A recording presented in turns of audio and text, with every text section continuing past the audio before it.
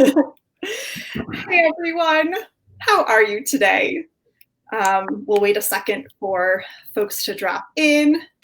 Let me know if you can see and hear us okay. Let me know where you're tuning in from in the world.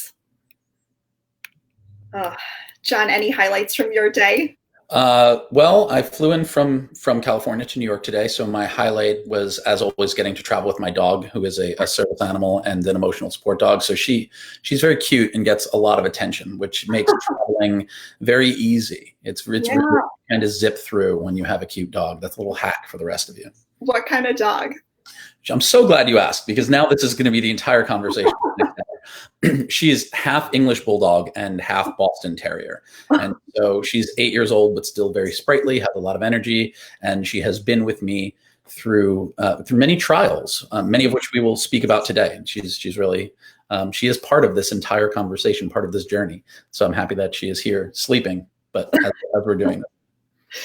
That's amazing. My all-time favorite dog are Bernese Mountain Dogs. That's a big dog. She's small. Big, yeah. Berneses they're big. You in New York City, you cannot have a Bernese Mountain Dog or a Great Dane or anything like that. You are limited by spatial constraint. Yep. Okay, well, we have a couple folks tuning in. Guys, let us know if you can see and hear us okay, if the volume is good, where you're tuning in from. Just give a shout. And we'll dive in because we have lots to discuss. Yes, indeed. So, John, I first heard you on Connor Beaton's Man Talks podcast. Mm-hmm. And I was just really struck how vulnerably and with how much insight you shared about healing from pretty extreme physical abuse in childhood as well as sexual abuse. Mm. So I wanted to start there in your childhood. Can you paint a picture of what you experienced growing up? I could do my best. There's a lot of dissociation. With regard to the childhood sexual trauma, there was true repression, selective amnesia. I did not have any awareness that it had happened until I was around 34 years old, which would have been in 2016. And so for about 27, 28 years of my life, there was this thing that happened. There's these events that had happened, these very, very significant traumas that I had no memory of. And my memory of my childhood with regard to abuse was my father being very, very physically abusive to me. And so I had a lot of rage, a lot of anger, and certainly resentment for my father. Whereas the sexual trauma, it manifested itself in other ways that I couldn't address until I became aware of it. And so the scene in my childhood was that. Can you share a little more about those ways? Certainly, yeah. I think, my case is probably not atypical in that when you experience sexual trauma, it can manifest itself in a lot of inability to trust, behavioral issues with regard to acting out sexually. I was never a violent person, so at least not in my personal relationships. I grew up again with a father who kicked the shit out of me, and so I grew up not liking bullies, and I got in a lot of fights in high school, but that was about the extent of it. Yeah. My personal relationships, very loving, very sweet, but terrified of people hurting me, terrified of people leaving, and a lot of that manifested itself in self-denial, self-betrayal, self-abandonment, and in particular, an inability to even recognize, but certainly voice what some of my desires were, and making myself wrong for feeling them. And so if I came to an inflection point in a relationship, even in my late teens, early 20s, relationships end. You get to the point where we're 18, we've been doing this for 2 years, we've learned enough. Yeah. But my fear of abandonment and hurting people was so significant that I did not know how to say things like, this has been great, and I feel we have walked this path as far as it will go, and now the time has come for us to diverge at this particular crossroads.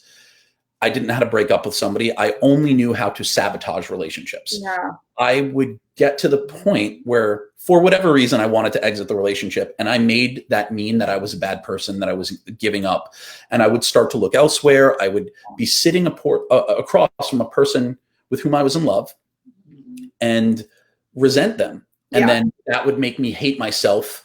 And eventually I would act out in ways that would hurt the other person because I needed to see that self-loathing, that the way that I felt about myself reflected in the eyes of people who loved me. And that was the only way I could reconcile it. And so the relationships would be mostly fine until I destroyed them. And I could not for the life of me figure out why I was doing this and why I was repeating this pattern. And it happened all the way up to and including my marriage, which I got married in 2013. And then by 2015, I was trying to find a way to break it. And I did. And then I began to unravel everything after that marriage had been damaged beyond the ability to repair. I was still in it when I began to do some of the healing work. And that was, really, I think there are other ways in which it manifested itself, but those are the ones that I think are most cogent, particularly for the Pirellians here. I love it. Okay, we'll dive into a couple different tangents related to what you just shared, but I want to start with this idea of conflict avoidance and intimacy.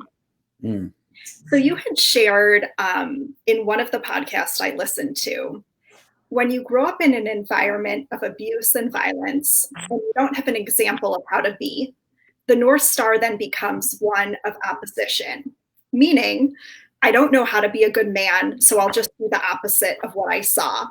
If he, meaning my dad, was violent and prone to conflict, then I won't get into conflict. Whoops. Sorry. You're basically, I had a typo, but you're constantly repressing. You don't have difficult conversations. You don't speak up for what you want. And that leads to a whole host of other problems. And then you said, for me, it was infidelity because I couldn't just say to my partner, I'm unhappy, we need to talk. I'd push it down, and then eventually I'd crack. So for any group members who might be experiencing what you just described, aversion to conflict or infidelity because of conflict avoidance, what would you recommend? Try to find a way in which you can assure yourself that you are safe. A really profound thing happened. I will preface this by saying that I'm a rationalist. I'm a very science-minded person, but I live in LA now, and I'm surrounded by crystals and yoga and things that I would have once upon a time considered bullshit. Now I just say they're a little crunchy for me. It's a little, but being in that space, I did an energy healing in 2018. And during this energy healing, which is basically me laying on a bed and two people rubbing their hands above me and working through my energy, something came to me. And it was this event in my past when my father, it was one of the more abusive episodes. I was 7, I believe, and I knocked over a bottle of Scope mouthwash. And I immediately knew this was grounds for violence. And so I refilled the bottle about a third of the way with water, thinking I will get away with this at 7 years old. And it diluted the color of this Scope mouthwash. And when confronted about it, I did the obvious thing and I lied. Because even at 7 years old, I had my survival mechanisms that kicked in, and I was doing this complex emotional calculus and risk assessment in which I thought there's a 99% chance I'm going to get caught here and I'm going to get the shit kicked out of me. But if I admit it, there's 100% chance. So that 1% of possibly getting away with something created this reference point of lying as a method of avoiding violence, of maintaining safety is really the best way to say it. And during this energy healing, this came up and I was able to work through it. And I was able to sit with myself in this space and say, I'm at this point, like a 36-year-old man, I'm 200 pounds. I'm if there's nobody is going to threaten me, nobody in my life is going to threaten me with physical violence because I have knocked something over. And from there, it spiraled out into this thread of I'm actually physically safe to say or do just about anything, and I'm not going to be hurt. And then I had to do all of this other type of emotional calculus and see, where is this fear showing up? And the truth is, it was showing up everywhere. Everywhere I was avoidant to conflict, it went back to being terrified for my safety, an actual existential threat that this person might obliterate me with violence. And, you know, that event when my father unloaded on me, I wound up in the hospital. He broke 2 of my ribs and it collapsed my lung. And then to this day, I only have about 50 or 60% capacity in my right lung from that event. And, you know, so it affects me in things like running and cardio and swimming. And so I carry this trauma deep in my body. So what I would suggest, and I tell that story not to impress you, but to impress upon you what is possible when you figure out how to remind yourself that you are safe. And when you believe you are safe, you can share things that are difficult. And finding ways to do that, whether it is, you know, therapy is obviously a safe space, support groups are a safe space. And when you can do that repeatedly, you erode this existing terror that lives inside you. And you get to start in your relationship, if you have been infidelitous, of revealing small truths. And the key is to never get to the point where you're hiding these very large things, but to slowly develop the resilience to sharing things that feel scary. And if you are dealing with someone who you believe is being unfaithful, you know, I don't love the word cheating. It's not, you know, but if you're in a relationship container that is ostensibly monogamous or even polyamorous, and it just requires the type of disclosure you don't believe you're getting, ask yourself, why is this person lying? Why are they being deceitful? The answer is usually any lie is told because I don't feel safe to tell the truth. And when the tables were turned on when I was in a relationship, in the relationship I'm in now, and my partner revealed to me during the space between 2 ayahuasca ceremonies that she had been secretly seeing. Even though we have a polyamorous container, there was a person who, for whatever reason, it wasn't, you know, he was just not right for me. And so she had said, I won't see him, and continued to do that. Yeah. So she brought this to me, and it was, you know, a little bit painful, but I had this reference of, what if I ask myself, what have I done here? Instead of making it about her. And I just asked, well, how can I make you feel safe to tell me these things? And my thought in that moment was, I'm going to create an unbelievable container of safety. And just no matter what happens, I won't react with anger. Because whenever somebody reacted with anger at me, when they found out any of the, you know, like tiny little crimes or major things that I'd done, there was always anger. And all that did was convince me, you need to become a better liar. You need to get better at hiding these things. Yeah.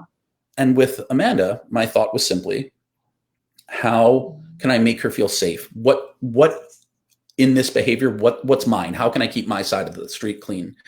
And that's what I did. And that conversation became not about the fact that she had been spending a couple of weeks like hanging out with somebody and getting coffee without telling me, which ultimately is not that big of a deal. And that like small betrayal of trust can be repaired.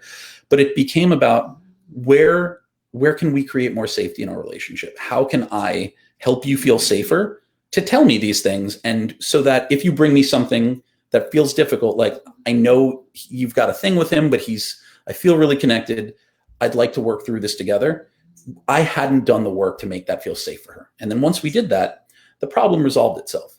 And so whether you are the person who's hiding things, ask yourself, how do I attain that level of safety inside myself? And then ask my partner to do the same. And if you're on the other end, if you can maintain your composure, how can I create safety so that even in the face of something that feels like betrayal is being revealed, asking myself, why is that there? If you're in a monogamous relationship, it's there because compulsory monogamy says you don't get to fuck other people or whatever. And maybe that's not right for you. But ultimately, people lie because they don't feel safe to tell the truth. Wow. That must have been so healing for both of you, I imagine. It was tremendously healing to, firstly, I was in that moment, I was very grateful for all the mistakes that I had made and all the times that I had lied, because I had this reference point of, I know exactly why she did the thing she did. And I get it. I'm not interested in being a hypocrite. And so, but rather than it feel like that alone is the medicine, the real medicine was what if I reacted in the way that would have been most helpful to me in that situation? And that's what was most healing for me. So this thing she did, this secret she kept, became a source of unbelievable growth and joy, not even explicitly in our relationship, but in my relationship with myself. And that moment I look at as a real inflection point, and into how I began to really grow as in the type of way that I wanted to, in a place that I'd been restricted prior. Wow, that's so incredible. We just had actually an anonymous post in the group. Someone who, actually we've had a slew recently, people who suspect their partner is either having an affair or being unfaithful in some way. And I'm curious, maybe I'll send this to them and they can sit with what you just shared and see if it's something that they'd be able to do. I hope it is. I was curious. So you mentioned this insight, this aha moment came to you during your energy healing. Can you kind of describe like what you mean by came to you? Was it physical? Like how did that manifest? That's a great question. Yes, because I always want to go from the clouds to the street, particularly when we're talking about more esoterica or this metaphysical type stuff that in LA everyone pretends to be having the same conversation. What happened was during the energy healing, again, I was laying on a bed, and these two energy healers were working with my energy. I still to that day could not tell you specifically what that means in a practical sense, other than they were describing things they were doing, but they did not ask many guiding questions. I didn't set an intention prior to this session. I didn't go in with anything specifically I wanted to heal. I just knew that I wanted to do more around relationships, and why I kept, basically the overriding thing was like destructive patterns, but I didn't have anything specific I wanted to. And as I'm laying on the bed, it was about probably 25 or 30 minutes into what was just over a 60-minute session, that memory of my father and the Scope mouthwash came up. But for whatever reason, I no longer experienced the anger where I'm like, this is a crazy person. Why would you like kick the shit out of a 7-year-old kid for spilling mouthwash? And there wasn't this moment of like pity where I, was holding my inner child with this compassion. It was just inquiry. It was, well, what happened to me after that? And what did I learn from that? And how has this event affected my life going forward?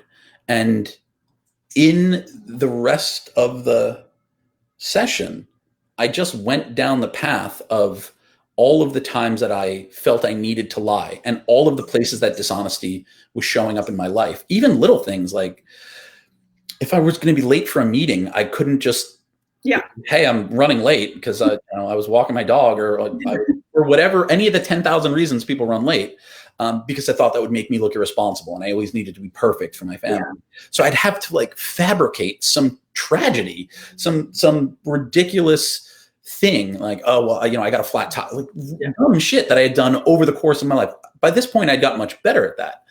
But I realized like, man, I cannot show up in my truth. I am terrified of people seeing me because there's violence on the other end of that. And it was this memory that came up for reasons I cannot particularly explain, but the line of inquiry that it led to was more directed, and I began to see one thing and then pick it apart. And so however that memory came up, that to me feels very conceptual and esoteric and woo-woo, but the dissection of each new place that it led to was very linear, and that is more in line with the way I do things very logically in my own life.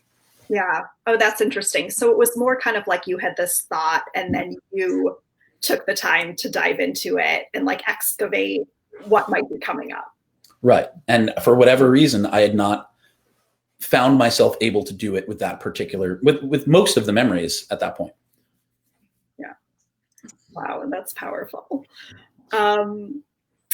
I want to talk a little bit about forgiveness. There are a lot of men and women, of course, in the group who've experienced childhood sexual abuse. And I know we haven't really dove into that yet, but you share that that's an element of your story, and we'll dive into it a little later.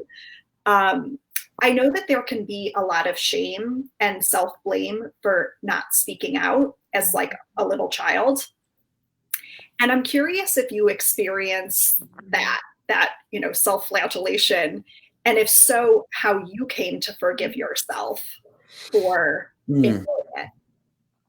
That is a prescient question, and I think for most people also very salient. For me, I never experienced that type of retroactive shame, and I think a big reason for that is because I came to the memory of these events decades later. Yeah. I think if I had remembered them, if I had been a child sitting with, why aren't I saying anything? Why am I protecting this person? That would be there. Whereas I look back as a now 38-year-old man at what happened to me when I was 6. And if I ran into a 6-year-old on the street today, I wouldn't expect him to take any responsibility for it. So the separation between the event and the recognition of the event, I think was a gift in that regard, because I simply don't have any relationship to those events in terms of it being my fault. I've done a lot of work around sexual trauma with other people, and simply can't imagine a world in which I would blame myself. Yeah. There are where I held blame was I tried to imagine a world in which I would experience an event like this and then was sent home to my family. Yeah. And the blame for me was how are they not aware that something had happened? That, because again, I have no memory of it. It was things that have been pieced together, and the fragments of them don't always line up exactly. And I have memories of these events, but I don't have memory of being in the car on the ride home and my mother asking me, like, how was your time at your aunt's and uncle's? Yeah. I cannot imagine that my demeanor as a child would not have been changed. Yeah.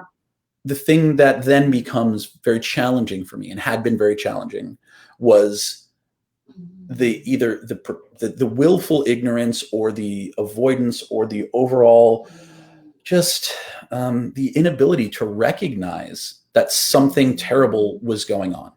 And the way I came to forgive everyone in my life is recognize that was happening to me, but it ran on a parallel track of what was happening back at home in my own house, where again, my father was also abusing me. He was not sexually abusive to me, but physically. And so I have to imagine as well that there were times where I was just a very quiet, morose kid, simply because I was being abused elsewhere. But then I also have a lot of compassion because my father was abusive to my mother as well. And they had, 25 years of abuse from him to her. And she was in a trauma response. She was just going through her day to day, just trying to survive. So the forgiveness always comes from empathy and inquiry, asking, what did that person go through? How could they have missed it? Okay, no, don't just sit there and be like, how could they have missed it, and be angry, but ask yourself, how actually create a hypothesis and examine what would have needed to happen, what would have needed to go on for this person who was deeply involved in raising this child to not recognize that something tragic had happened. And then the only answer is there's all this other noise, and there are all these other confounding variables. And then in that experiment, you see, like, okay, well, that's how. And then it becomes about, for me, it became a lot easier to forgive. Did you ever confront your family when you had the awareness of it? That was the hardest part. The answer is no, not directly. My family life is very interesting. We're fairly fragmented, probably as a result of a lot of these events. But my mother is not in the best health. She's, at this point, 7 years old. She's beaten cancer 4 times.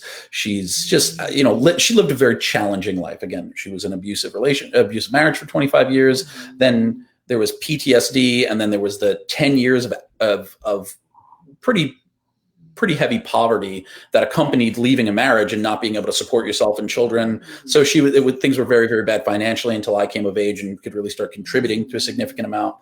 And then all the things that you deal with, not having the tools or the means to address any of this. And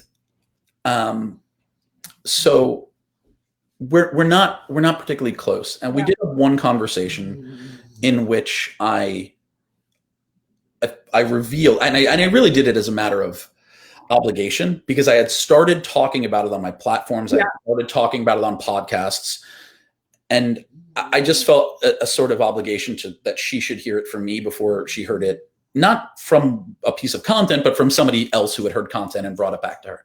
Yeah. And in the conversation, there was some apology, and there seemed that she was very quiet.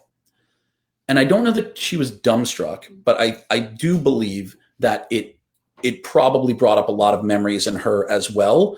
And again, hindsight being 2020, she probably looks back and sees a number of signposts that would have pointed to what now feels very obvious, but didn't have the ability to recognize. And in that, I find forgiveness.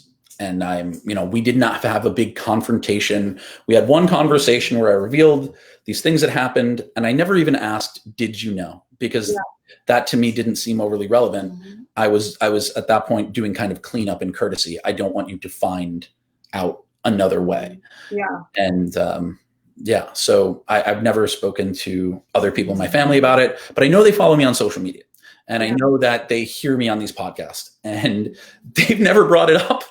And so I've never brought it up. So it's fine. It doesn't affect me because, my work is in my own life with the people I'm around all the time. But just like when I revealed my struggle with depression and suicidal ideation in 2015, the thing that's always felt easier is to write it and put it out in the world for complete strangers. That has always felt easier and safer than having a direct conversation with the people who knew me. And I think a lot of that is my own trepidation around whether or not their response to my pain is going to then make me feel guilty in some way. And so strangers just kind of like, it's a little easier. They're just layers removed. So that's a long answer to a shorter question. I apologize for that. Thank you for the space. But yeah, there was no confrontation, but there was a single conversation. Yeah. I think I certainly can relate to that. And I think that the members of the group can relate to that as well. Especially, I imagine there's like a sense of safety to the people that follow you. They're already invested in your story and supportive and fans, and same within the group, it's the safe space. And I know I've personally experienced like sharing some super vulnerable stuff with the group and just like being embraced when I did. So for sure can relate to that as well. So you mentioned the power of empathy, and you had an interesting moment in one of your podcasts where you shared about enacting the behaviors of a person who felt empathy with others, but there was a lot of blockage around actually feeling true empathy. Yes. And how it used to be really hard for you to hold space for others' feelings. Yeah. Outwardly, you would try to like soothe and placate, but internally you'd be kind of resentful that they were feeling such big feelings. And you mentioned that when you began to heal yourself and be with others' feelings, your ability to show up in relationships changed fundamentally. So my question is, for any group members who are experiencing what you described, like this discomfort, like wanting to be empathetic, but inwardly kind of just being resentful at the fact that you need to be that container for them, what would you recommend? Like, what would be the steps or the path?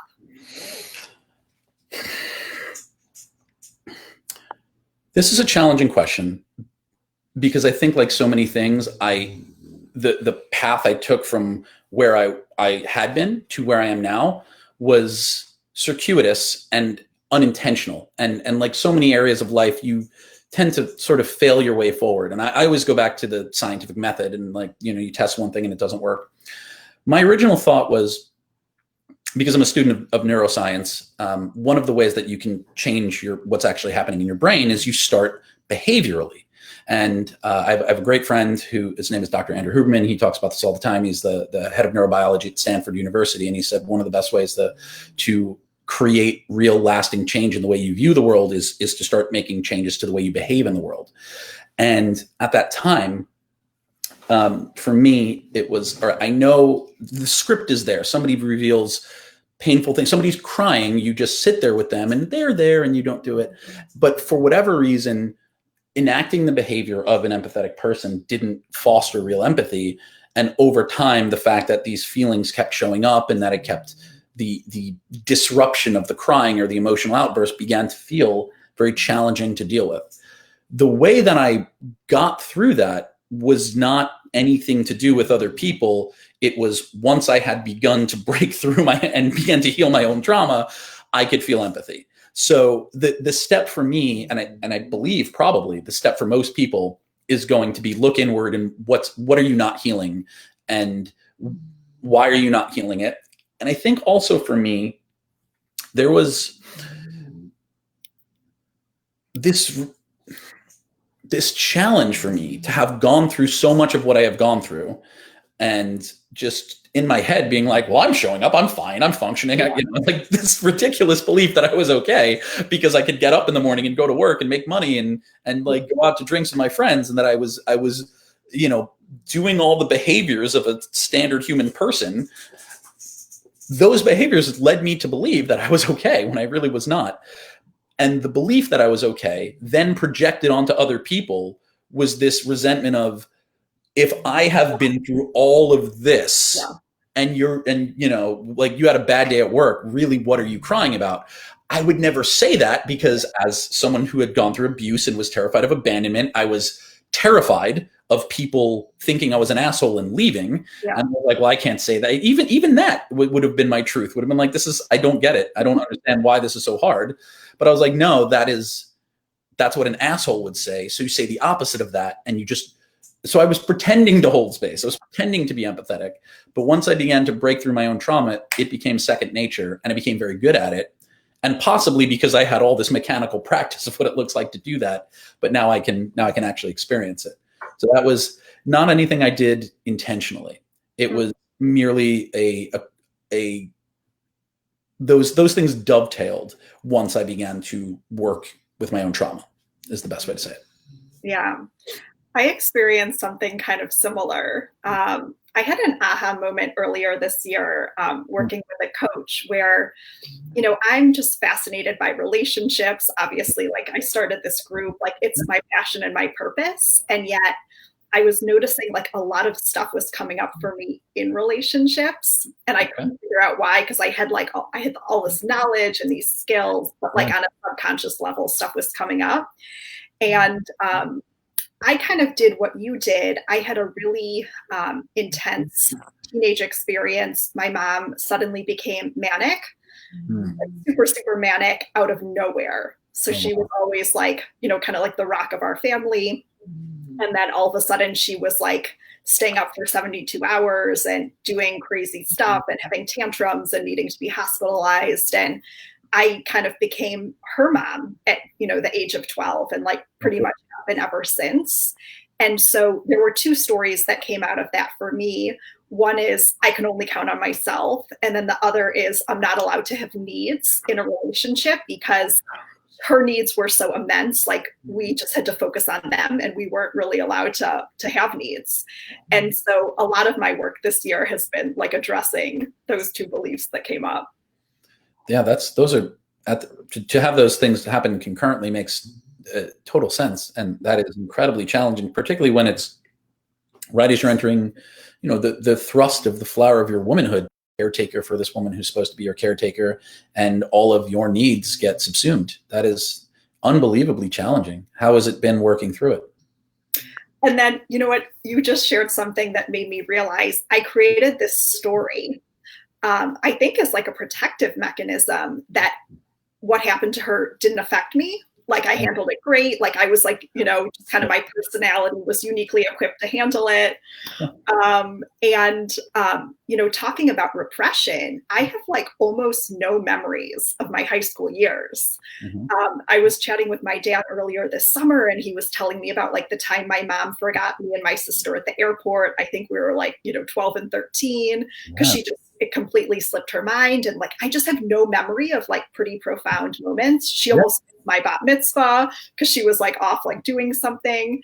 And so I haven't really dug into like the repressed memories. I'm sure there's like some gold that I could mine there, but I did end up telling myself a story like, oh, it didn't really affect me. And I think it really impacted my sister. And so that actually created some tension, because I think maybe I wasn't like fully honest about that it did impact me. It's like, if I pretend like it didn't. Right. But that pretension obviously makes sense, because if your story is, I can only count on myself, then what point in there is there to recognize externally, to speak out, yes, this did affect me, because what is anyone going to do anyway? Yeah. You can only show up for yourself, so you'll just deal with it in here. Yeah. Entirely. So it's been a powerful year. But yeah, just kind of continue to like peel back the layers. Okay, so speaking of, again, on the topic of empathy and forgiveness. So before you were aware of the childhood sexual abuse, you shared that you were in therapy for about 10 years, just trying to process the anger that you felt towards your dad. And after the awareness, you enrolled in a screenwriting course and wrote a semi-biographical screenplay about your relationship with your dad, making him a multidimensional character and sitting with his own pain and his own trauma experiences. Right. Because your abuser, who was your dad, was also your great uncle's victim as well. Yes. And so you mentioned that this process of writing and this screenplay was more healing than the decade of therapy you did. Can you just say more about why you think that is? Certainly. So the timeline of this was that when I first moved to Los Angeles in 2014, 2013. By 2014, I enrolled in my first screenwriting class, because like every, sort of misanthropic New York writer who writes books, I was like, I could write screenplays. How hard can that be? So I took this screenwriting course, the first one that I took. And there was an interesting difference between myself and most of the other students. Most people were there because they had what they thought was a great idea, and they wanted to learn to write a screenplay or create a television show, etc. I went in thinking I'd love to learn how to write a screenplay in case I ever have a great idea. To do this, you actually need material. And so I went through a couple of drafts, and then ultimately I decided on like, write what you know. And so I wrote this semi-autobiographical thing about my relationship with my father. And it starts with, this is a true story. It starts on a wedding night. And so the night of my marriage, my father was obviously not invited to my wedding. We had this beautiful wedding. I'm thinking this is the person I'm going to be with for the rest of my life. And then we went upstairs in the hotel room to do what you do on your wedding night, which, as everyone who's been married knows, is not have sex. It's to like recover from this like 6 months of planning and this event and this emotional gamut that you've run. And then you get into the card box. And if you are of Italian descent or Jewish descent, the card box is full of cash, and it's a great time. Weddings are beautiful. Everybody you love and know stands up. They say nice things about you. They give you envelopes full of money. It's a great experience. And I'm having the best time of my life reading these beautiful words. Everybody knows I'm a writer and a word guy, and then my friends took such amazing care of me and wrote beautiful things in these cards, in addition to filling them with cash. We get to one envelope, and I open it, and it's a letter from my father, which this has been snuck in by his sister, who was at the wedding. And it's not exactly an apology. It was a lot of the overriding refrain was, it wasn't supposed to be this way. So still taking no responsibility. Yeah. And there was a cashier's check for $1,000 in there. And I'm like, I can't even rip this up and feel sad. If it was a personal check, I could have ripped it up, but this is like cash. So now I like have to keep this money, which is sort of annoying for one reason. And so the screenplay starts there. And then it really, it traces over the course of 9 months, the work that I had started to do in therapy, which is to try and figure out my father and what I couldn't do. This was right around the time I had begun exploring with entheogens, in particular MDMA. And it was during my second ever MDMA trip that the first memory of my childhood sexual trauma came up. And I had written the screenplay or the first draft of the screenplay. And now this thing comes up. And then I push it back down. I'm like, I'm not interested in doing that. And so take about 4 months off of writing, and I was doing other stuff, go back to my second screenwriting course. And now I'm going to work on this. I've got a draft, so I want to work on it. And trying to figure out like my father's motivation. So going back to the story I told you earlier, a grown man is given a baby boy the day he is born. And he looks down at this young boy and he said, this is my son, and I will love him and protect him and care for him. 7 years later, this kid knocks over a bottle of mouthwash, and this grown man thinks the appropriate response here is to break this child's ribs and collapse his lung, or even to hit him at all. Now, there's no world in which that makes sense, except the world in which there is a series of events leading to that person developing the type of decision-making matrix that makes that decision logical. Yeah. And I realized that as I was working through all this sexual trauma stuff, or still at that point running from it, the truth was that my sexual abuser, my great uncle, was not a fixed presence in my young life, but those were crimes of opportunity. But he was a fixed presence in my father's life. And cascaded over me, and I realized this is a person who had been sexually abused his entire young life and was revisiting trauma on his son in a way that was somehow better. It was like dialed back. Yeah. Just breaking this kid's ribs is better than the alternative. And so the screenplay was this exploration of how can we work without revealing that thing. How do we work through it? And I wrote this scene that is a true story. My mother's brother is a retired cop, and her other brother is he's like a data analyst, but they're my two uncles. And I asked them one time. I sat them down when I was in my mid-20s, and I was a bodybuilder, and I was all like angry at the world, and I was like, how did you not fucking kill my dad? Like, you're two Italian guys from Queens. He's kicking the shit out of your sister every other week. How is he still alive? I couldn't wrap my head around it, because in my own life, one person one time had hit my sister and I broke his arm. That just seemed like the logical thing to do. Yeah. So I couldn't reconcile any of this. And then they explained to me, your parents met when they were 12 years old. We're 8 years younger than them, which means that we've known your dad since we're 4 years old. He was like a brother to us. Like, we wouldn't kill your mom, So this relationship they had with this person went on for, a decade before my parents got married and the abuse started. And they were trying to explain to me how it was so complicated in their feelings. And I just couldn't get it. Yeah. And then my uncle, Richard, who is my godfather and is gay, he told me, when I came out, the very first person I told was your dad. I was 16 years old and I was in your parents' living room, and I told him I was gay. And this was in 1978, and we live in New York, but it's still a dangerous time to be gay. And so your father never made me feel weird. He never made me feel like I wasn't accepted. And he gave me a hug and told me that he loved me. And he was like an older brother to me. And from that day forward, whenever I dated guys and brought them home to meet my family, I didn't bring them to my family's house to meet my mom and dad. I brought them to your family's house to meet your mom and dad. Wow. And so when you ask, how could we have not killed this guy? He was our family too. And what we looked at is all of this physical psychodrama that was happening in your household was a family matter that all of us were trying to figure out. And it was not until, so that conversation happened when I was in my mid-20s, and I put it in the screenplay, and I sat with it, and I'm making my father this three-dimensional character who has trauma now, and who was a 25-year-old man who told this scared 16-year-old kid, you're safe, it's okay here. But feeling the anger of why couldn't he do that for his own son? Yeah. And people are complicated. We're all complicated. And it was the resolution at the end, the thrust of the screenplay, the story was that this person, me, who gets married, finds out his wife is pregnant, has all this trauma come up about his own father, realizes I'm not equipped for this, and like runs away, and then does this discovery trying to figure out why his father was abusive.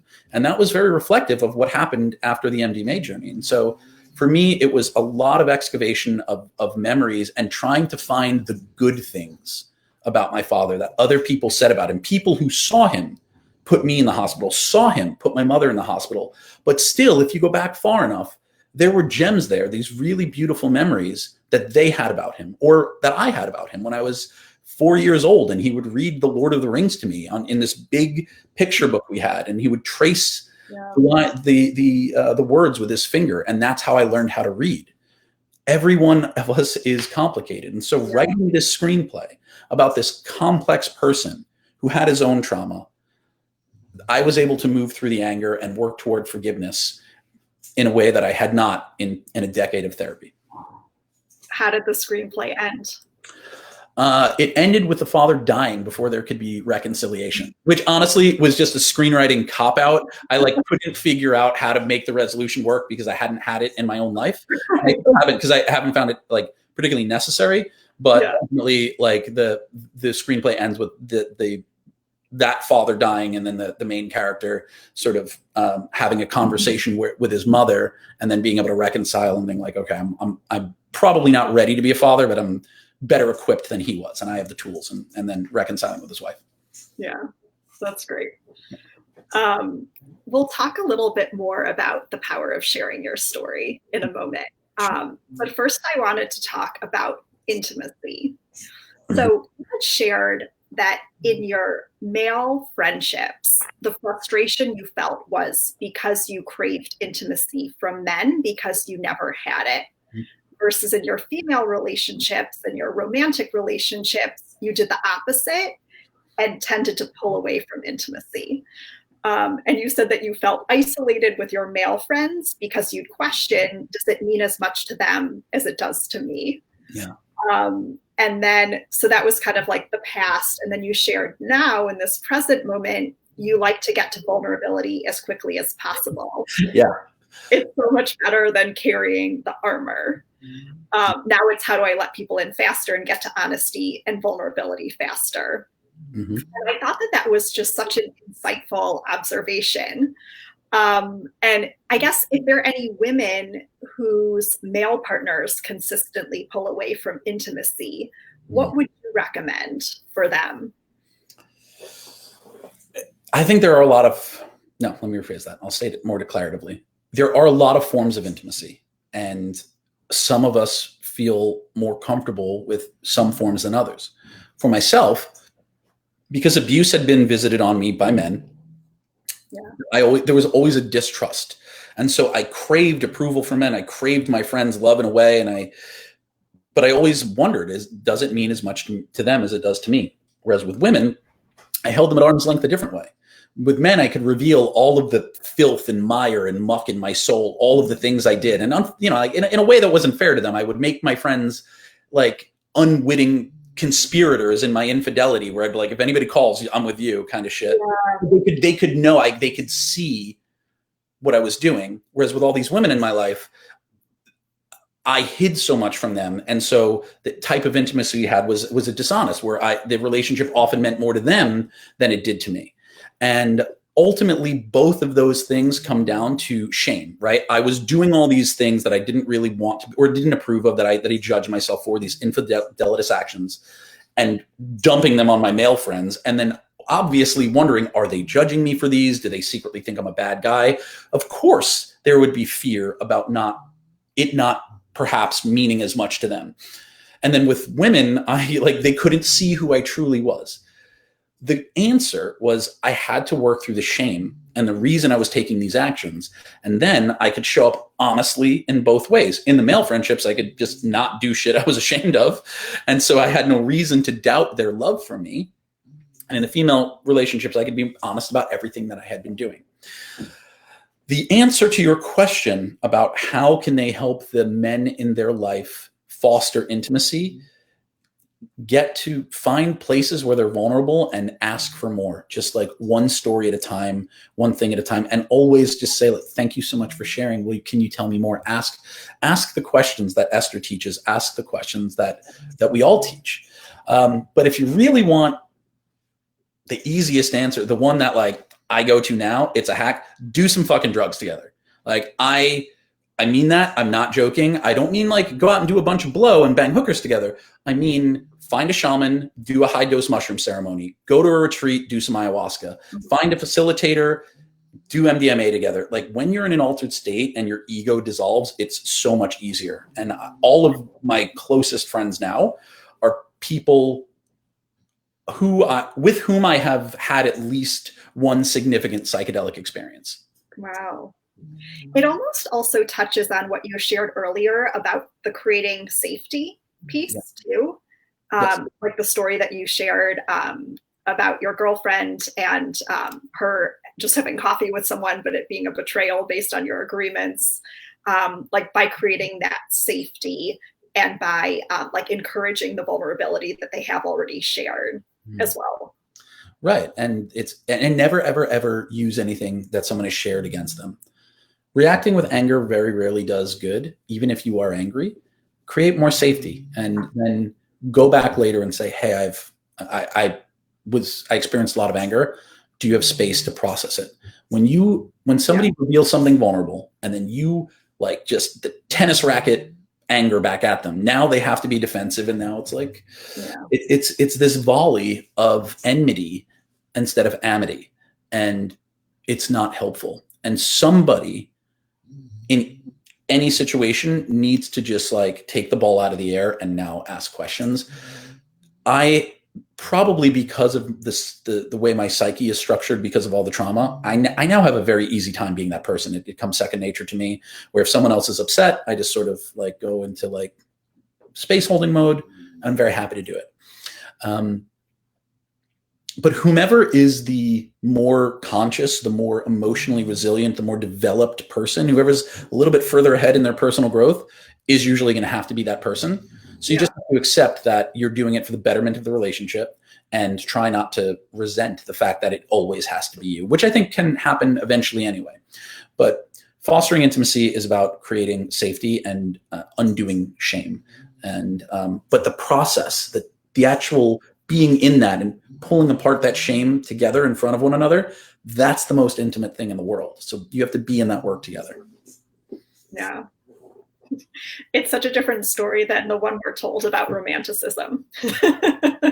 Yeah. I mean, I think that most of what we're told is, is not effective. We've seen that. Yeah. Okay. So on the topic of sharing your story and vulnerability, so you've spoken openly about fighting depression and surviving a suicide attempt as well. In another interview I was listening to, you shared pain craves deep understanding and empathy. The thing that has been most helpful to me has been being able to discuss my depression with other people who suffer from it. Our group members, for the most part, are exceptionally vulnerable and open. But for anyone who's been waiting or holding off on sharing their story and their pain, and they're afraid and they're hesitant, what would you say to them? I don't know how to help people like take that final step other than to provide them with overwhelming evidence that it's safe. For me, sharing in support groups with other people, usually it's like listening to other people's stuff that's like a little bit worse. You now feel safer to share. But support groups and therapy. But one of my closest friends also suffers from depression, and just being able to commiserate with him. And when he says there's something very different about someone who doesn't suffer from depression or suicidal ideation, when they lay their hand on your shoulder and they're like, I hear you, man. I understand. Yeah. There's something that goes off in the back of your head. You're like, you don't know. You've never tried to kill yourself. Like, how could you understand? Yeah. And you still, you respect them and you love that they're there. But when you're with someone else and they say they understand, you're like, yes, thank you. I know you do. Find those people. I think that there are so many of them in this group. Yeah. And that's very helpful. I'm not particularly sure that I have any definitive advice on how to get people to just like step in, like dive into the pool, but dip your toes in the water. And if you're not ready to share, actually, I think I do have advice. I'm going to take that back. If you're not ready to share your own stuff, but somebody in the group shares something that is similar to you, engage with them in the comments. Yeah. And even if you're not ready to write up this long post about here's what happened to me, or here's what's going on in my relationship or my marriage or my brain or whatever, and you're not ready to sit and type 3,000 words of vulnerability, of intimacy, of pain, let someone else do it first, and then just dive in with 30 words of I'm going through something similar. Mm-hmm. I'd love to know how I can support you, and just do, just like low hanging fruit, because it will over time erode the fear. I love that. That's so great. Yeah, it's almost like the act of being of service, even if you're not able to share your story, that someone who's maybe a step or two ahead of you, and that maybe you could support them. And then that act would then give you the courage or the readiness to do so. Or just the practice, Yeah. You collect evidence and you see this person shared their life is better for it. Maybe there's something there for me as well. Yeah, entirely. So speaking of, I have a question from a group member. So he is also a survivor of childhood sexual abuse. And he's been really open with me about some of his experiences. He's also, he's in a mono-poly relationship. So his wife is poly and he's mono. Oh. And that's kind of been a release valve on some of the sexual things that come up for him in intimacy. And it's allowing her to feel fulfilled and for him not to feel that pressure. Yeah. So that's been an interesting exploration for them as well. But he sent me a question for you about addressing and healing from erectile dysfunction issues stemming from abuse. Okay. Suggestions? Certainly. Ask yourself if you want to treat the problem without treating the root cause. And the way that I'll explain that is you can take Viagra, you can take Cialis, you can do all these other things. If you were to achieve an erection by other means, by artificial means, would you feel safe to use it? And that is a question that you probably have to have the experience to figure it out. In an ideal world, as you work through your trauma and you begin to unravel all of the psychic scarring that is attached from your brain and wherever else you experience the trauma, into your gut, into your bones, into your dick, as you begin to unravel all of that, like the cords binding you and keeping you from achieving an erection, they will be severed and you'll be free again. But in the current moment, you have some medical options. But the question to ask yourself is, if you were to do this, if you were to achieve an erection by medical means, would you be safe to use it? Would you be in a sexual experience and feel powerful and feel good and feel connected? Or would some part of your brain and your body have the chill feeling where like, I'm not supposed to be doing this, but I'm going to just pantomime this shit? I think everyone can experience that. We all have like low level sexual trauma. Everybody has low level sexual trauma where there's somebody you really love. And then like, even if it's just having sex on a night you don't particularly want to because you feel obligated, it's like your partner and like, you're kind of tired and you ate too much and they're like really amorous, you want to let them down. And so now you're like kind of having sex when you're too full and you're like, but you're still having sex when you don't want to, which isn't a violation of consent, but your body and brain, like they start to build these connections. So we all have this low level of sexual trauma, everybody. But are you going to activate real sexual trauma, real resistance, where you're in an encounter with your partner and we're here, the machinery's working, we're going to do the damn thing, and you're doing it and you have to ask yourself, can you be in that conversation with yourself and really determine truthfully whether or not you feel safe? Because if you do, then I think that using medical means to achieve erections is a great way to slowly erode the other stuff as you do the other work. If you don't, it's going to make it worse. Yeah. And that's what it comes down to ultimately. And then if you figure out places you can be or play that make you feel safe. And I know that we're at some point in this call going to have a discussion of kink and how it helped me with trauma stuff. So I'll give you an example. I've always been pretty kinky. I'm a dom. I didn't really, because I didn't know about my sexual trauma, I didn't know that it was probably connected to that. I just knew that, like, this is how I have sex. And protocols always made me feel good and safe and like I wasn't going to hurt anyone.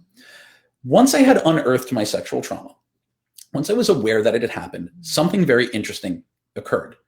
And it was simply that I could not have vanilla sex. I felt wildly unsafe. And if you don't mind a little bit of mild graphic information, the story I'll tell you is I was with this amazing person with whom I'd connected on a dating app. It was going well. We were like 4 or 5 dates in. We hadn't slept together yet. I was being very circumspect about new sexual partners, which was new for me. It's not a thing that I'd historically done. It was usually very, very open and promiscuous. So I'm taking it slow. And we'd hooked up a few times very casually, and I had noted that, like, I'm having like real difficulty achieving an erection here, and that's not normal for me. And then it had progressed to the point where we've been on enough dates, we can't just make out anymore. There's got to be some sexual escalation. And so, I'm a gentleman. I figure I'm going to give this woman oral sex. That's the gentlemanly thing to do. And so we're having this experience. I work my way down. I literally have my face in her vulva. I'm mechanically performing well. I have a lot of experience there. I feel good about this. There is a piece of the back of my mind that is screaming in terror, ringing alarms. And as I'm here really trying to pleasure this woman, I have a visceral image of somebody coming behind me and strangling me with a garrote wire. My back is to the door of the bedroom. And she's, with her head towards the headboard. And I was like, that door, there's someone's going to come through that door and they're going to fucking kill me. And I that was in my head the whole time. Now I was still mechanically performing. She had a climax, and then we just experienced, some conversation. I was like, no, I'm good. Next time. And then I was like, I have absolutely no idea how to address this. And then 2 days later, I was with someone else, who was kinky. And so we had a conversation about consent, and we did a BDSM consult. And I was like, all right, well, my thought process was, even if we don't have sex, it'll be fine, because she's here for like a scene. She needs some impact play. There'll be spanking, there'll be flogging. I can, direct her in some masturbation. She'll still have a good time. So even if I'm not interested, it'll go well. And what happened was the exact opposite. As soon as I fell into top space, the door was closed, we're doing some flogging, and I felt powerful. I felt safe. We had an unbelievable sexual interaction. I had a rock hard erection, and I felt completely safe. And that's the difference. So for whatever reason, once I had unearthed the sexual trauma, vanilla sex, where there was no dynamic, where there were no rules, there's no protocol, felt wildly unsafe. But playing in that dynamic, being sir or daddy, and being in this role where there was a very clear set of behaviors that were discussed beforehand, that allowed me to feel safe and allowed her to feel safe. And it was the first time that had ever happened. And that began to deepen my experience with kink. And I began to really see that it was this tool for healing for me. Or at the very least, it would allow me to have sexual experiences where I felt safe as I worked through the sexual trauma in the medicine space with the mushrooms or with a therapist. And to this day, I haven't had a ton of vanilla sex, but I can have vanilla sex with my partners, people with whom I share intimacy. But if there's a new person coming in, I to this day probably wouldn't even try it. And just I do kink. This is what I'm available for. If you're not interested, we don't have to have sex. But without the dynamic, I felt unsafe, and with it, I was totally fine. All to say, there may be something, a behavior or a structure, that allows you to feel safe and have these interactions. And you have to feel safe in your body, because even if you override that unsafety with Viagra or whatever else, you would just be deepening the divide between your body and mind. And that is what you need to bridge at this moment. Yeah, I'd be curious to hear in the comments if anyone else has experienced what John shared about. And the group member who asked the question, after listening to your conversation with Connor, I said, "Have you thought about trying MDMA?" And he said, "I have thought about it, but I would want to do it with the right person, and I wasn't sure how to approach that process." Sure. Any suggestions?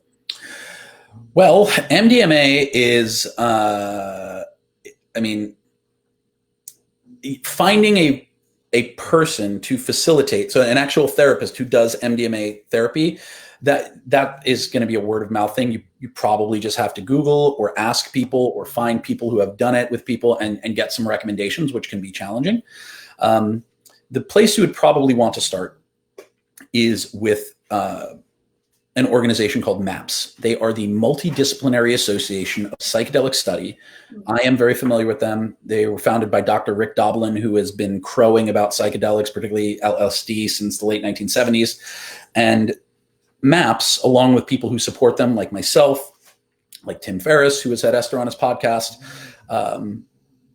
they fund research for the use of psychedelics to treat everything from depression to PTSD to trauma.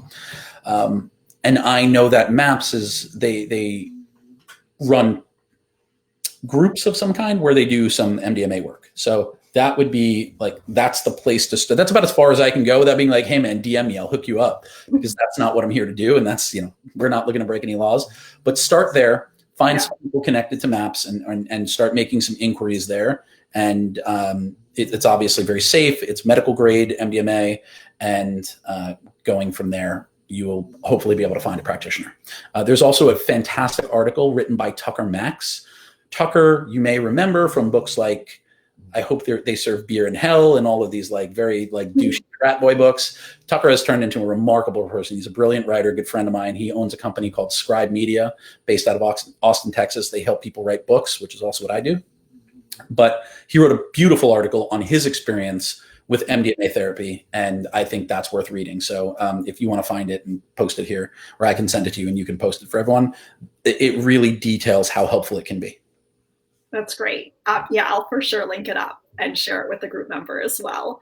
And we're getting some good comments about just interesting to hear about your kink experience and that feeling safe. So great to hear all the chatter in the comments. Okay, I have two more questions remaining. So the second to last one is about polyamory. Yeah. What is one of the hardest conversations you've had around polyamory? The hardest conversation I have had with my current partner is trying to reconcile the way that we do poly. I tend to be really circumspect because I've had bad experiences, or experiences that have caused pain or caused drama, to use the word. I don't really like to fish from the local pond, which is to say, my partner. No, I'll only talk about me. I don't want to project. I don't feel particularly comfortable dating people who are already friends. And we have other friends who are polyamorous or at least open. And I can't imagine a world where I would sleep with my friend's wife. It's just not how I do it at all. It feels it's the last remaining piece of unsafety for me, because there's this fear that if I sleep with my friend's wife, if something goes wrong, I don't just lose a lover, I lose my friend, my super close friend. My partner is sort of the other way. She doesn't go out of her way, to expand her orbit and find a new lover or a new boyfriend or a new person she wants. They're just people in her orbit, and eventually she'll feel connected to one of them, and she'll bring it to me. She's like, this is a person who is interesting to me, and I would like to explore that. And so the thing for me then becomes like, oh, what if this goes bad? This is going to get so complicated. We're gonna break everything. When we had one of those experiences recently where she's connected with someone who is an old friend of mine. He's like a former protege of mine. I knew the kid when he was 19. He's now 28, which is her age. And I'm like, I got to wrap my head around now seeing him as a grown man who is, romantically interested in my partner. And, there's like a business connection as well. And it feels it just, to me, I'm like, that's very complicated. Why would you do that? Just find a new person. And then if they're cool, bring them into the tribe, which is how I do it. I tend to go outside. I meet cool. I decide I'm ready to date someone. I go on the apps. I meet someone awesome. I bring them in. Everyone loves them, and great. But if it doesn't go well, just that person leaves, and it's nothing else breaks. So the most difficult conversation is reconciling. We just have very different ways of interacting with our polyamory, and they're diametrically opposed.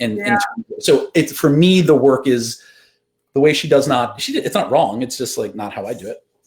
And and just like working with it and doing the work and showing up and spending extra time with the guy that she's interested in, and being like, all right, I need to see him as him and not this person who he used to be. And it's all going well. It's fine. It really is. It's a lot of growth, and it's a lot of medicine. Those have been the hardest conversations, because for me, I want a person who feels safe, and that's a new person. And Amanda wants a person who feels safe, and that's this existing person. The person that I bring in, like my other partner, it's, I want Amanda to love them and have approval, and then she feels obligated to work through all this stuff and so on and so forth. So it's there's no, unless you find somebody who is exactly like you, does it exactly the way you do, there's always going to be challenge, and even then there's challenge. But the big thing is like, nobody's wrong in the way that we do it, and keep starting with that is always the most important thing, because if nobody's wrong, then nobody has to lie, nobody has to get upset. I do it this way. It's like, okay, I don't know. To me, it's like I use different implements when I spread peanut butter on one side and jelly on the other. And I watch her make a sandwich. She uses the same knife. She spreads the peanut butter, then she spreads the jelly. I'm like, that is not, you're still going to get a sandwich. I just think that my way is better, but it's only better for me. And that's literally the discussion, but it's just people, but it's the same. So I tend to do things in the way that's going to create the littlest, what I believe is the littlest amount of trouble. And she is freer. And it's one of my favorite things about her. And I love her for it. And it's beautiful. And I learned so much because of that freedom. That's a great way of looking at it. I think my hardest conversation, it was with a couple who their communication norm was to share everything. And at first that felt a little bit like surveillance. I think originally, actually, they were looking for a third for their dynamic, but I'm not bisexual. And so they're like, straight people and polyamory, you just got this extra thing to work with. So they're like, okay, well, we're just going to try to roll with it. And I think their workaround, or their way of like trying to make it work, was, okay, we're just going to share everything that happens. And at first it felt a little bit like surveillance, but I think that's just their like communication norm, is everything is shared. And it felt super invasive and like really not okay with me. And it ended up breaking things up, unfortunately. But yeah, I can see that. Yeah. I forget who this was. I wish I could give credit to this person, but it's the difference between privacy and secrets, right? In a relationship, having secrets can be very damaging. Having privacy is essential. And as a third party in that, you want your own privacy as well. And you don't immediately want that every single aspect of everything you do to be disclosed. You want some things to be just for you, or you want the autonomy and the agency to disclose certain things on your own timeline. And that can be a challenge as well, for sure. And it's also like, it's one thing if there's reciprocal vulnerability, so we're all sharing with each other, but they wanted their stuff to be private and between them, and everything that he and I experienced. That's also very, and that probably felt necessary for them to maintain the primacy of their relationship. It becomes all the dynamics, it really is. It's so challenging, but it's growth inducing. And when you get it right, it's amazing. Even when you get it wrong, it's amazing. I think it's incredible. Like we're not here talking about like the challenges in the first 6 months of a monogamous relationship where like you're figuring out, I like texting a lot and you don't. And then, but that happens all the time. Like just communication stuff. Like if you have a person like me, I primarily communicate through texting, and then a person who calls without asking if you're free, like that relationship it's never working. That is a much bigger problem than a man that likes to date friends. You know, I can reconcile this over here, but if you're just going to call me without asking if I'm free, forget it. Well, like it's no. So, but that happens in monogamous relationships as well. So figuring out what works for everyone. 100%. Okay, final question. This is a little bit of a non sequitur. I just thought it was interesting. Okay. So I love this line from Eckhart Tolle: the ego wants to want more than it wants to have. And I'm curious if this resonates based on your experience. Yes, it does. I do a lot of work teaching, and this is one of my next books, teaching Joseph Campbell's model of the hero's journey. And in the model that I use, it's a 12-stage journey, and stage 9 is what's called the reward. This is the stage in the journey when the hero gets some sort of like tangible thing. You know, the gold gun, girl's glory. It's you get the lightsaber, you get Excalibur, whatever. And in that moment, the hero thinks that he's won. And then they find themselves being what's called bereft. Without having the impetus of the quest, they now don't know what to do with themselves. And the real work there, because I do a lot of this work with very successful men who are like, they're building businesses and they make their first $1 million, and they thought that when they got to the top of the mountain, that if I make the $1 million, I'll be happy. Right. And then move the goalposts. Now it's $1.2 million, then $1.5 million. If I get this car, that woman, they're in a space of collection, right? And they believe that these accoutrements are absolutely integral to happiness. But really what they are is they're just decoration. Yeah. And so in that moment, you can either move the goalpost and set the next goal, or you can look inward and see, what do I need inside of myself to be happy?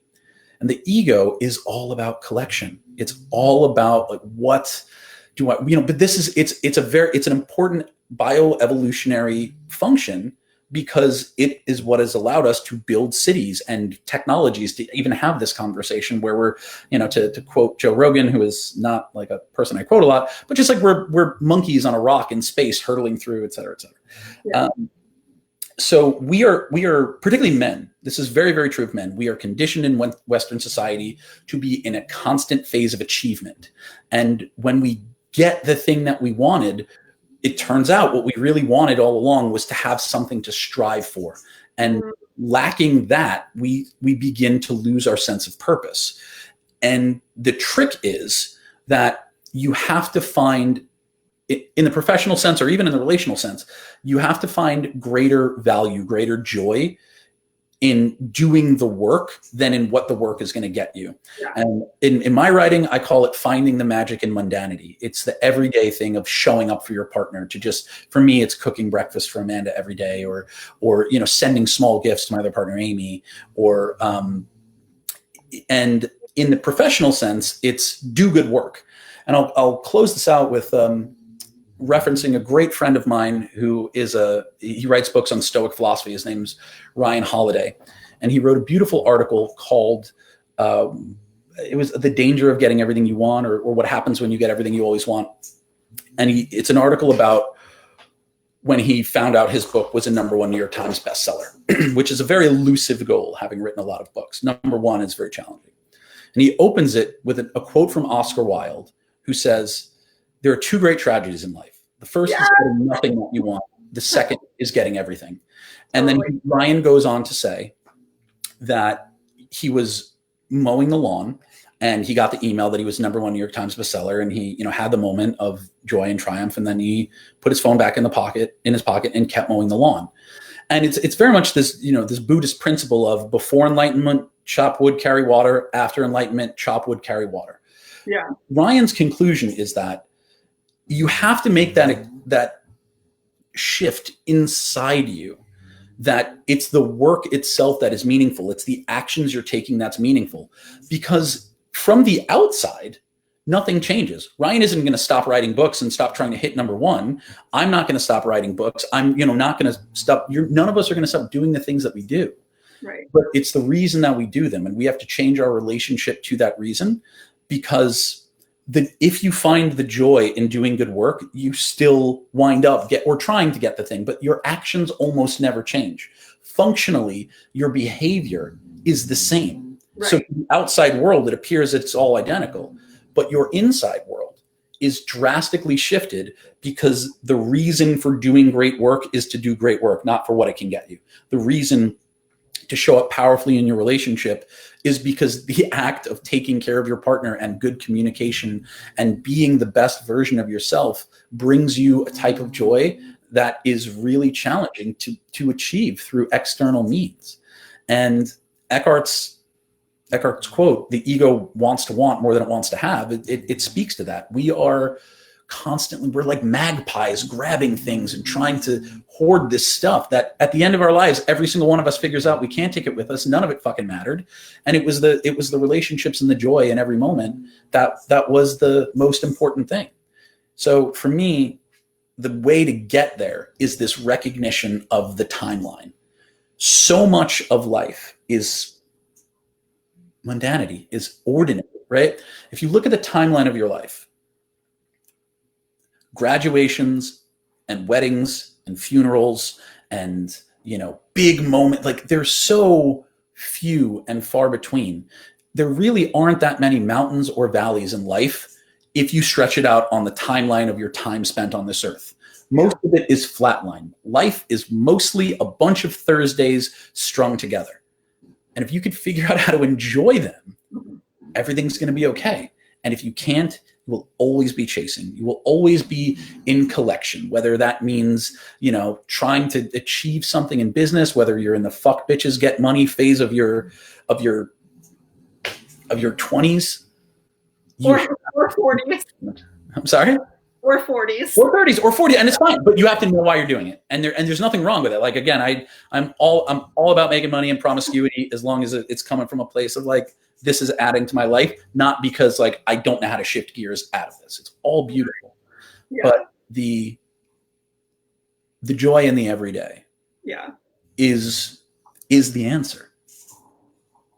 It reminds me of, there's a Dan Millman movie called Peaceful Warrior. And I don't know if you've seen it. It's kind of obscure, but I really liked it. And there's a quote, it's not the destination, it's the journey.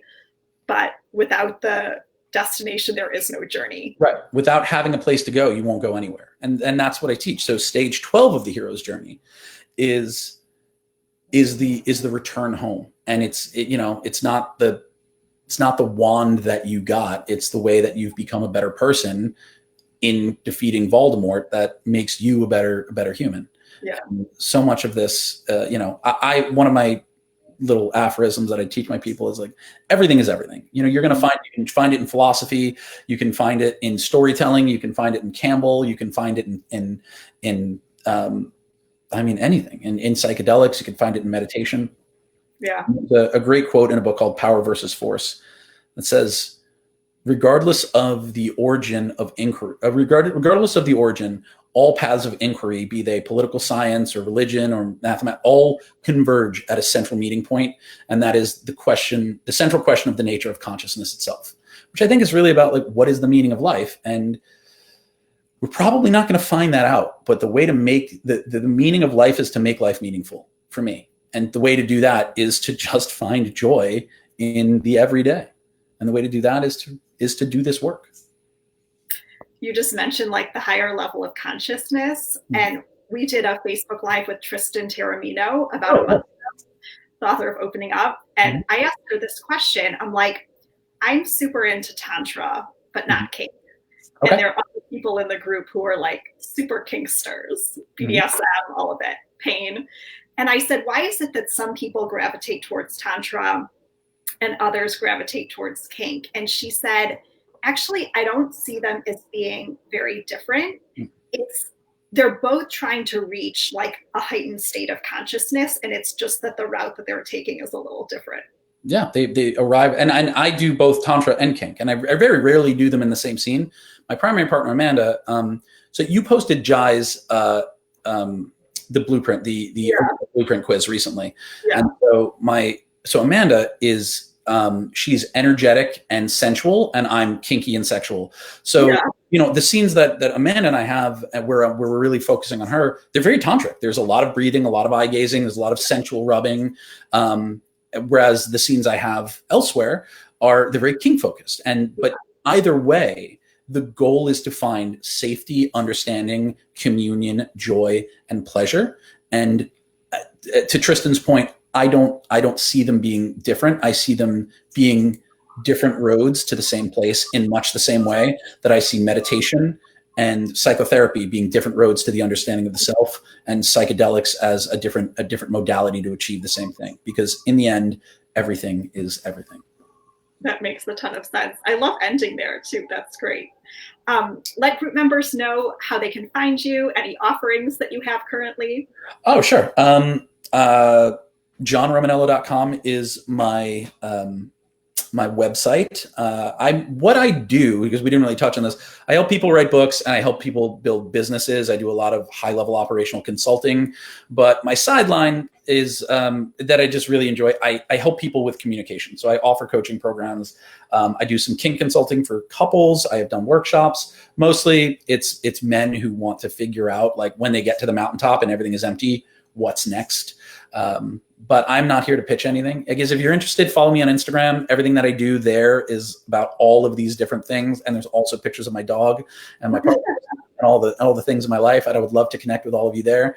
But yeah, I mean, if any of you are looking to learn how to write sales copy to convert to make more money, I've got a copywriting course. I don't know that this is the audience for that, but honestly, I'm just here to, like, connect and share knowledge, and I really appreciate you having me. So thank you so much for the time and the space and just the privilege of your attention. Truly, everybody.